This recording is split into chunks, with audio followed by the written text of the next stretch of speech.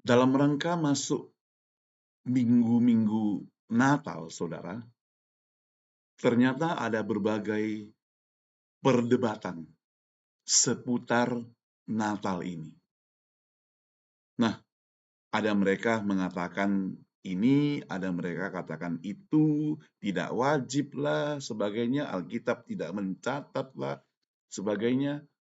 Maka dalam hal ini, saya ingin memberikan 3 hal penting, ada banyak sebenarnya, yang selalu diperdebatkan. Dan bagaimana Alkitab berbicara. Nah, Natal memang tidak diperintahkan secara eksplisit di dalam Alkitab. Sehingga wajar muncul perdebatan. Namun, saudara, Alkitab sangat jelas tentang fakta kelahiran Yesus Kristus. Dan alasan kelahiran inilah yang dirayakan dengan penuh sukacita itu. Dengan penyembahan. Dengan pemberitakan Injil. Jadi, apa salahnya? Yang pertama, saudara, tanggal 25 Desember.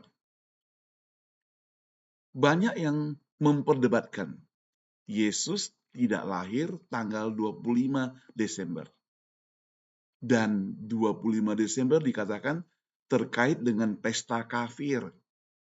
Ada dewa matahari. Jadi, Kristen tidak boleh merayakan Natal. Apakah benar? Alkitab sendiri tidak pernah menyebut tanggal lahir Yesus Kristus. Tidak memberi perintah memang untuk merayakan pada tanggal tertentu.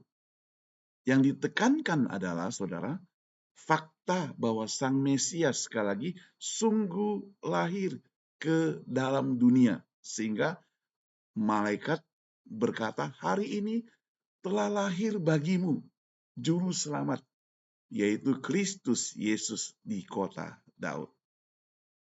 Beberapa prinsip Alkitab yang sering dipakai untuk menanggapi perdebatan ini adalah perayaan Natal itu boleh, tapi jangan diwajibkan tanda kutip, seperti Paulus menegaskan bahwa ada orang yang menganggap satu hari lebih penting dari yang lain.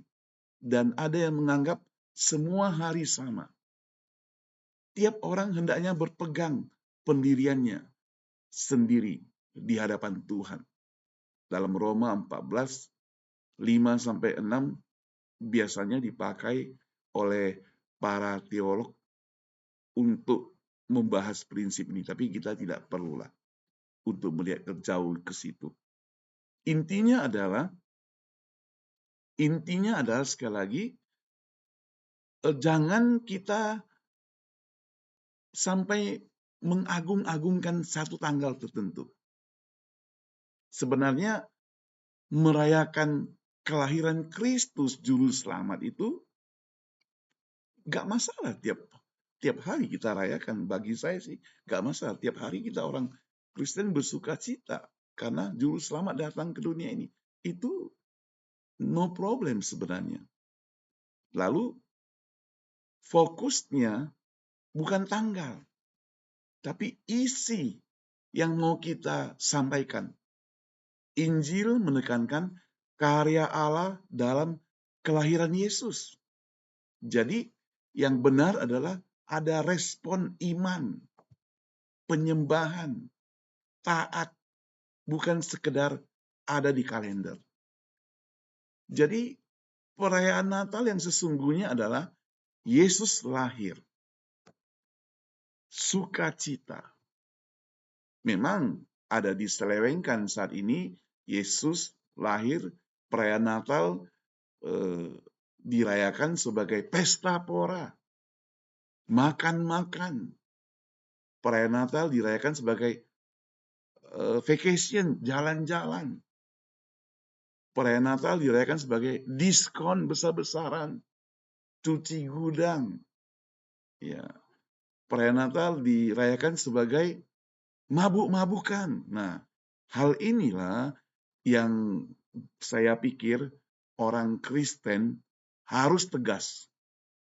Bukan hanya menghindari, juga melarang.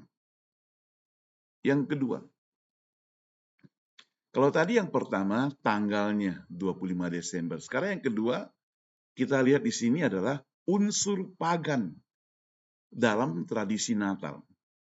Hal yang kedua yang sering diperdebatkan adalah dugaan akar pagan atau penyembahan berhala. Dalam beberapa tradisi Natal, tanggal 25, saudara, maksudnya 25 Desember dikaitkan dengan tradisi pesta, ya, tradisi pesta Sol Invictus atau Saturnalia, dan hiasan pohon dikaitkan dengan adat kafir dan pemujaan kepada pohon. Karena itu ada yang berkata, kalau asalnya dari pagan, itu berarti semua perayaan Natal itu najis dan harus ditolak. Itu menurut pendapat mereka. Tapi Alkitab memberikan beberapa arah penting, saudara. Larangan jelas kalau itu pagan. Israel dilarang meniru ibadah bangsa-bangsa kafir dan menghias pohon untuk disembah sebagai berhala.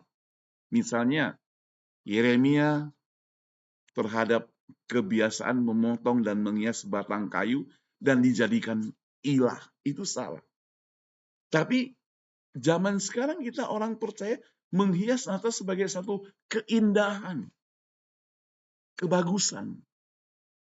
Jadi prinsip pemurnian dan penggunaan dalam perjanjian baru, sekali lagi Paulus mengajarkan bahwa benda atau hari tertentu tidak otomatis najis. Yang membuat salah adalah cara kita, tujuan kita memakainya. Misalnya soal makanan yang pernah dipersembahkan kepada berhala, tapi dapat dimakan dengan hati nurani murni, tidak dipakai sebagai bagian dari penyembahan berhala.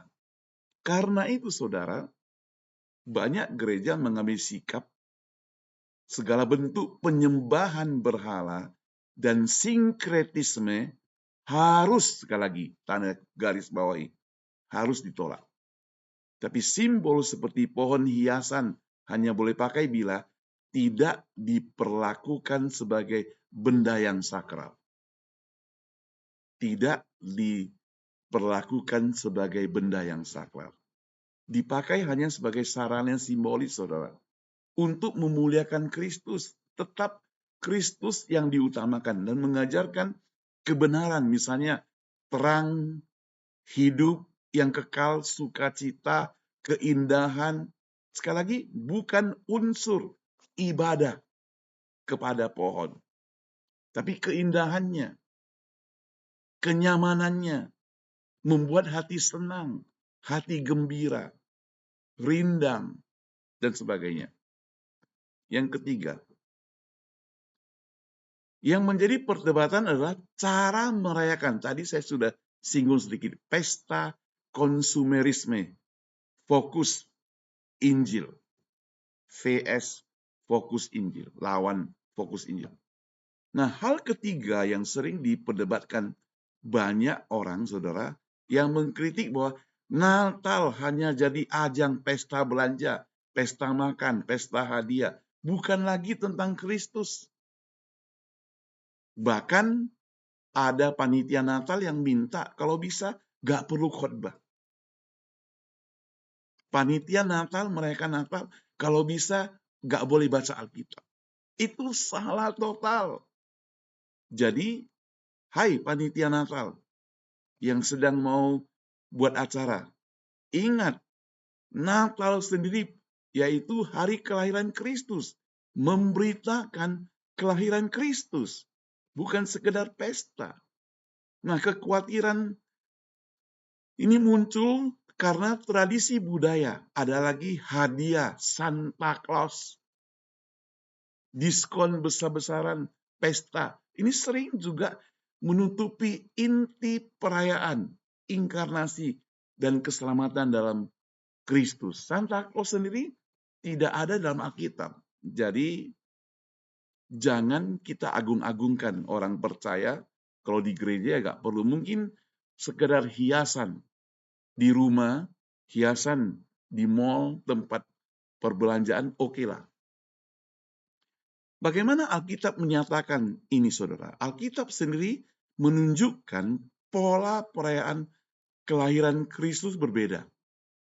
Respon para malaikat, gembala, dan orang Majus adalah memuliakan Allah, bersukacita, mencari, dan menyembah anak itu, yaitu Yesus, dan mempersembahkan yang terbaik. Jadi memang ada hadiah, tapi dipersembahkan kepada Tuhan. Bukan dipakai sebagai ajang foya-foya, bukan. Misalnya kita bisa cek di Lukas 2, nanti pulang atau nanti ada waktu baca. Matius 2, sering dipakai sebagai landasan ini, saudara.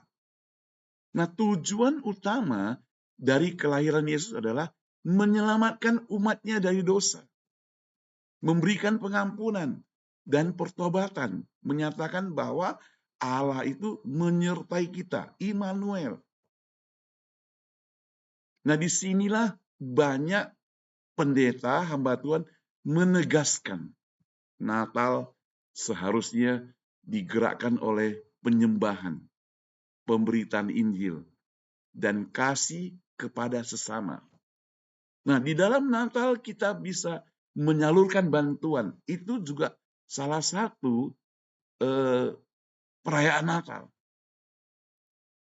Di Medan, Sibolga, Banda Aceh, ya hampir seluruh Sumatera, belum lagi kota-kota lain yang sedang menghadapi musibah banjir.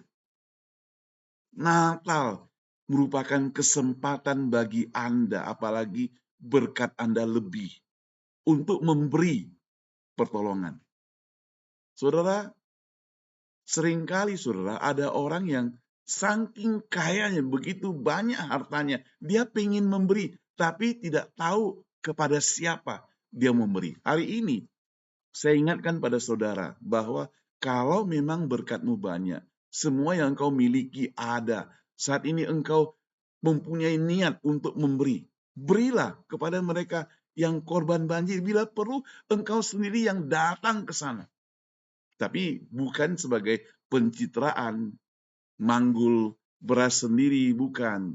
Orang lain boleh dilibatkan, sama-sama kerjasama. Berikan yang terbaik. Segala bentuk perayaan, program dekorasi misalnya, dan hadiah harus tunduk pada tujuan utama. Memuliakan Kristus, bukan memuliakan orang. Memuji Tuhan, bukan memuji orang. Menolong orang lain. Dan semuanya itu disalurkan atas kasih Tuhan, bukan karena kebencian. Bukan karena hebatan kita. Bukan karena kekayaan kita, kita luar biasa, bukan.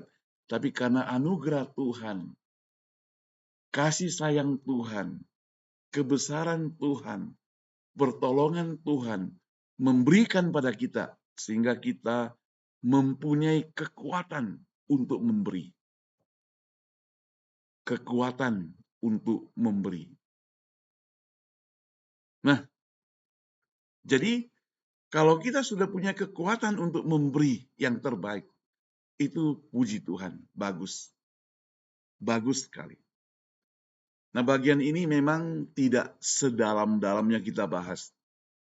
Kalau saudara mau mencari lebih dalam lagi, mungkin bisa mencari di literatur yang lain.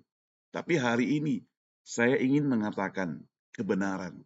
Orang-orang yang menolak Natal itu ada perdebatannya, ada maksudnya.